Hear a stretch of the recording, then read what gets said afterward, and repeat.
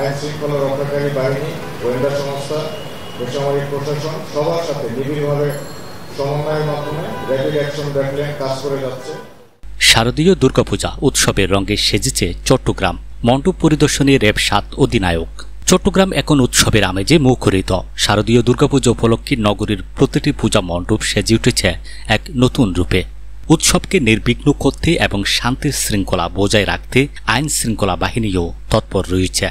এরই অংশ হিসেবে জেএম সেন হল পূজা মণ্ডপ, রহমতগঞ্জ, আন্দরকিল্লা, কোতোয়ালি পরিদর্শন ও সার্বিক খোঁজখবর নেন র্যাব ৭ পতেঙ্গা চট্টগ্রামের অধিনায়ক লেফটেন্যান্ট কর্নেল মোহাম্মদ হাফিজুর রহমান। আজকে থেকে আরো 2 সপ্তাহ আগে থেকে আমরা আমাদের গোয়েন্দা কার্যক্রম এবং টহল কার্যক্রম শুরু করেছি।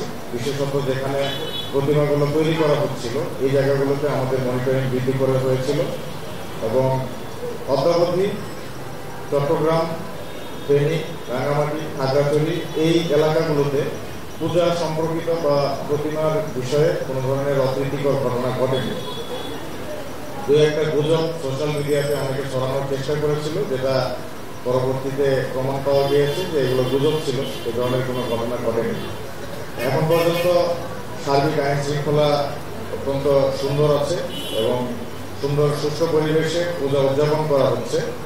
আমি সকল পূজা উদযাপনকারীদের জন্য ভলেন্টিয়ারদের এবং স্থানীয় জনগণদেরকে অনুরোধ করব, সবাই যেন আইন শৃঙ্খলা রক্ষার জন্য সকলকে সহায়তা প্রদান করে এবং কোনো ধরনের নাশকতা বা দুষ্কৃতিকারীর যদি সন্ধান পান কিংবা সন্দেহ হয় এই ধরনের কোনো ব্যক্তিকে যদি পান অবশ্যই আমাদের হেল্পলাইনে ফোন করে যোগাযোগ করবেন এবং দ্রুততম সময়ে পাওয়ার জন্য আপনার পূজা মণ্ডপে আনসার এবং পুলিশ রয়েছেন, তাদেরকে অত্যন্ত দ্রুততম সময়ে জানাবেন।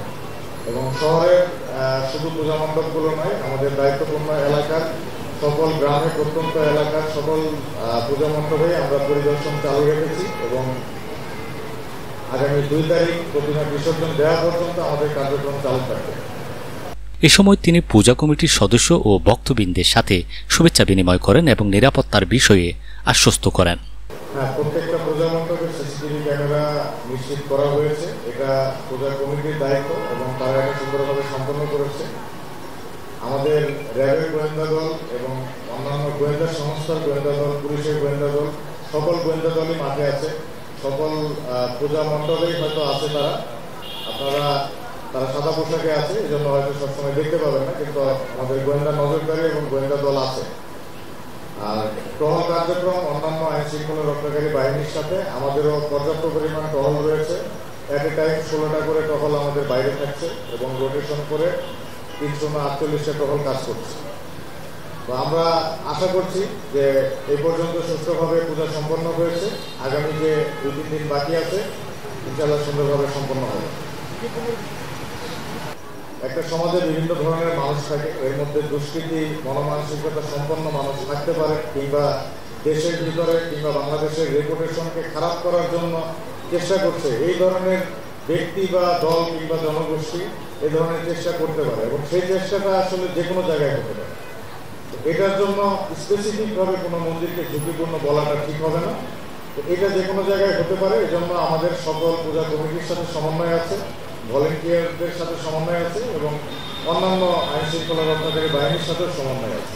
হ্যাঁ, সোশ্যাল মিডিয়ায় গুজব রটানোর চেষ্টা 1-2টা করা হয়েছে, তাদের বিরুদ্ধে আইনানুগ ব্যবস্থা গ্রহণ করা প্রক্রিয়াধীন রয়েছে।